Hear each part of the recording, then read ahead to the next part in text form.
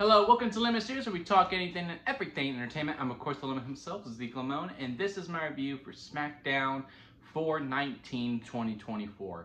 But before we get into that, let's get the house plan out of the way, shall we? I'm going to leave a like, comment below, let me know your thoughts on SmackDown 4/19/24. And, of course, hit that subscribe button as it helps me grow into my YouTube career. I would greatly appreciate it. Also gives that little guy a treat who is about to get on his close-up angle. Oh, no, he's not. He's just walking away. Now, with all that out of the way, let's get into the review.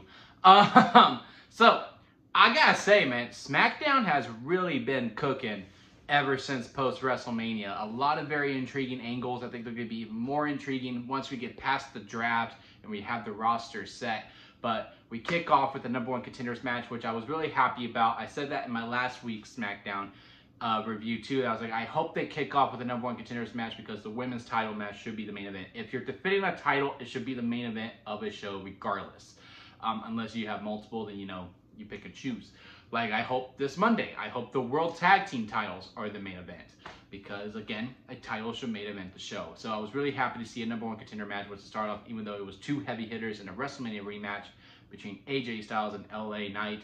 And some people think this match was a little bit better. I mean, I think they really cooked. I prefer the WrestleMania match a little bit more just because of the uncertainty of it, because it was their first time facing off at Mania. This one I was kind of able to expect, and also this winner was much more predictable as well. Like, we all assumed LA Knight was going to win at Mania, but, you know, it was that, like, shiver that we're like, well, maybe they'll give it to AJ. Over here, it was very obvious that AJ was going to win. Also, the way they went, I don't know if they messed it up, the finish a little bit, but the poking of the eye, like, it just felt like, I don't know. I wasn't a huge fan of the finish, but I am glad AJ won. It was a predictable ending, but it was the ending that we should have gone. Very intriguing to see how this contract signing goes, since after this, there's only 2 weeks left until Backlash, and we can just fully focus on that. And then after we got done with that segment, then we move on into the SmackDown presentation. Not fully because we had the Bloodline recap, but we're going to do all the Bloodline stuff later. And then the new WWE Tag Team titles are gorgeous. Absolutely gorgeous. They're part of my favorite set of titles now, and out of all of them. They look absolutely great, very stunning. Now it's just a matter of time until we get the right people with the titles. I liked that Waller and Theory won the SmackDown titles, and I liked that Awesome Truth won the titles at Mania.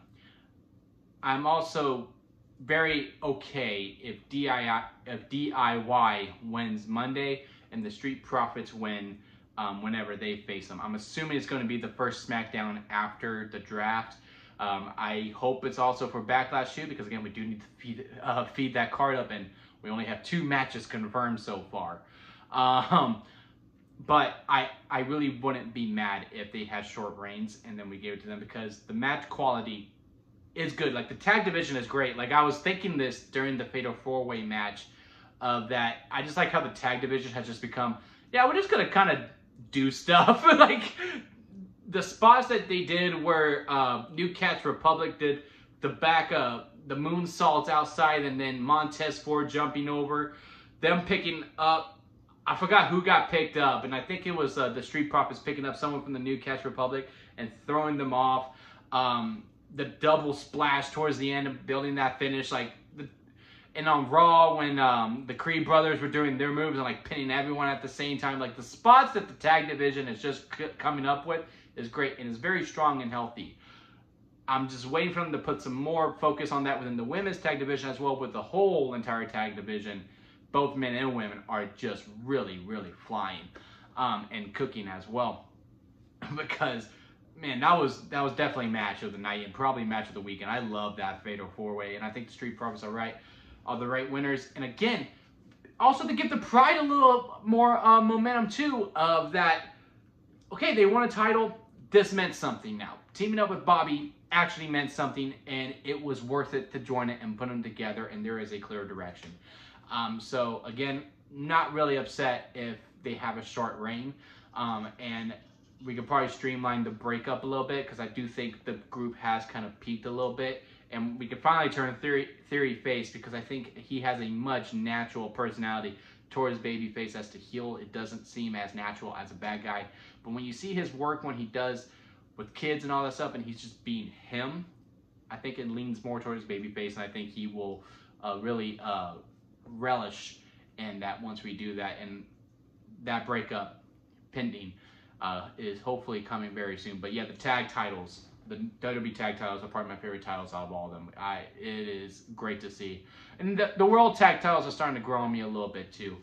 All right, now the Bloodline segment. And I don't know what Kevin Owens did to this Bloodline, man, because he just keeps finding himself on the shit end of it. He's busted open. It looks like the no blood rule is officially gone, and they're only going to use it when they feel like it's necessary. They made Tama Tonga a big threat already within the 2 weeks. We're already getting a "We Want Roman" chant. Solo's now wearing the fit. He's looking nice and clean. I think he thinks he's the tribal chief, and it's just a matter of like, man, when Roman comes back, the pop he's going to get and the eruption, because it is going to be a big time daddy's home moment. Very great stuff just all around. It's not even about the blood. Like, even if the blood wasn't there, it would have been fine. But the fact that he was bust open and that WWE doesn't use blood a lot. You see, AEW, take some notes. WWE doesn't use blood a lot, and when they do use it, and it means something, and it's shocking, you're like, whoa! And it really causes a big focus into the TV lenses. And it was just a great segment because Tama Tonga was going to keep going until Solo said, "No, hold on." And it was just like, I'm just really curious to see how that goes moving forward. And then seeing that Tama Tonga crashed his car into Kevin Owens, and I saw someone made a tweet that I was like, yeah, that's pretty funny. But they go, release the footage, and I think they will. They probably will next Friday during the draft, because they're like, all right, we're going to sell this in the ring. Like, that's just fun. That's just so funny. A man attempted murder, and they're like, yeah, let's sell it in the ring. That's where we handle our business. So yeah, like I said, man, Bloodline 2.0, they have me in. I'm very hooked. I can't wait for their segments, and it is just a very fun time. Now, the only downer to this SmackDown was the feud that just never seems to end, of LWO versus Legado del Fantasma. I really felt like, okay, we got to WrestleMania. It's over. It's done. This feud has been going on since November. It's time to move on. Put some new faces together with them. I thought Legado del Fantasma was going to move on to the Pride. I was like, okay, you know what? That'll be fine. That'll be okay. They have the same amount of members. It's going to be cool. And then LWO can deal with their civil war, because Carlito is obviously the man who attacked Dragon Lee. We need to hurry that up because I'm sick of these kind of the same setups every single way.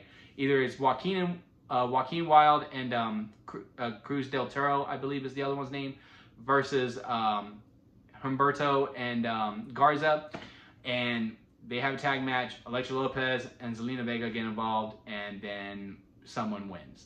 Or it's Santos Escobar versus Rey Mysterio, Elektra Lopez and Zelina Vega, or someone else runs in and then someone wins. Or it's, I'm going to do this because this is how sick of it is. Or it's Carlito versus Santos Escobar, someone runs in and then someone wins. Or it's Dragon Lee versus Santos Escobar, and then, wait for it, someone comes in and then someone wins. It's just the same thing, copy and paste over and over and over and over again. And I'm over it. It's time to end it. Let's just get to the reveal that Carlito was the one that attacked Dragon Lee, and it wasn't Santos Escobar. And then we could do Rey versus Carlito. And Carlito can take Joaquin Wilde and Cruz del Toro with them. Because, yeah, it's kind of messed up, Rey, that, you know, you keep recruiting these other people when you have this whole team that you have. And they just seem like extras at this point. Carlito can take them. They could turn the LWO heel as the whole. Rey Mysterio and Dragon Lee can be their own tag team, and they can make up any other name that they want, and we can just move on from there, because I just need something new, and I'm really over it. It's nothing against the performers, it's the booking, and it's just been going on since November, and it's very copy and paste. It's just time to move on. WrestleMania was when it peaked, and it was done. Let's just move on. Let's get to this turn. And then the main event segment. Very, very good. It does look like they're going to do Bianca Belair and Jade Cargill versus the Kabuki Warriors. Yes, do it. Have them squash them, win the titles. Look, I love Kairi Sane and Asuka, and they would have been fine women's tag team champions. But unfortunately, Bianca Belair and Jade Cargill are bigger stars. Unfortunately, that is just a known fact. They get more eyes. Their music hits, and it goes ah. You know what I mean? And with their star power and with how they are and how they're going to be booked, and that you have no choice but to give them focus, I think they're the ones to finally make those women tag team titles relevant. And that's a fight that I'm going to beat. Well, not a fight, because I don't work in WWE, but it's something I'm going to complain about online within these videos with y'all until the end of time, until they are irrelevant. Is that the women tag team titles? If you're going to have titles, you need to make them relevant. And I think Jade Cargill and Bianca Belair are the dream team. Let them have it. And again, I'm all for a long run. They can hold until January, in all honesty. And you can make the time length of the matches be part of the story by like, oh, this one went on 5 minutes. This one went on 10 minutes. Maybe they can get to 20 to 30 minutes, building up the credibility of the teams, because that could be part of the storyline. And then, of course, either Jade or Bianca turns heel. It'll probably be Jade, because I think Bianca's like the women's face of the company. For the good guys anyway. Rhea Ripley is obviously the biggest draw according to Forbes. Congratulations to her.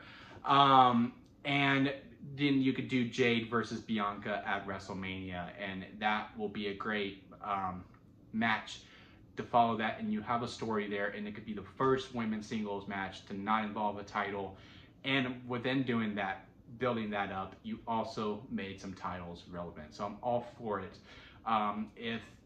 If what I'm thinking, which is way too far ahead, does come to fulfill, I think that we are in something, we have something great on our hands if that is what we do. And then as for the main event match for itself, the women's title match, I thought it was great.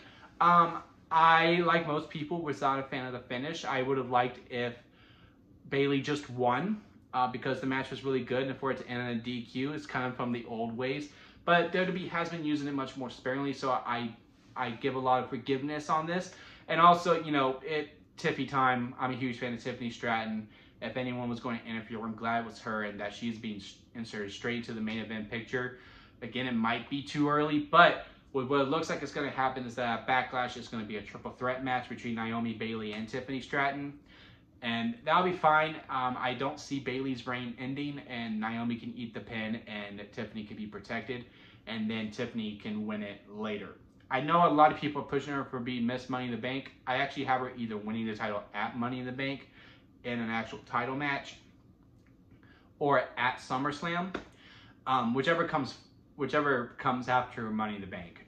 That's the paper I have. I think it's SummerSlam, because I have Chelsea Green being Miss Money in the Bank, because I just think that would be very fun, and I would love that. And also, not that I don't want, because I really do want Chelsea Green to be a champion, because she is queen, Miss Maximize her minutes, but she could also possibly be the first woman to not have a successful cash-in, and it could work. So I do think we have something with Chelsea Green there, but I do hope Chelsea Green does win it, cashes in, and does become the champion, because I do think there's some other storylines we could do with that as well.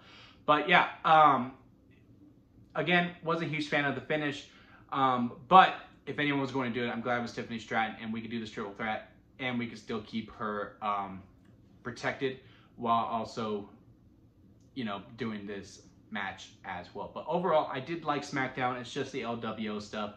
I'm just really over it, and I think it's time to move on. But yeah, let me know what your thoughts on SmackDown. Did you like it just as much as I did? Comment below, let me know. Leave a like if you did enjoy this review, and of course, hit that subscribe button again, as it does help me to my YouTube career. Doing a lot of wrestling stuff on here. We also got to do some movie reviews as well. Again, we talk anything and everything entertainment, but mainly movies and wrestling. So yeah, hit that subscribe button if you are interested in those things. And until next time, guys, I'll see you here at Lemon Studios.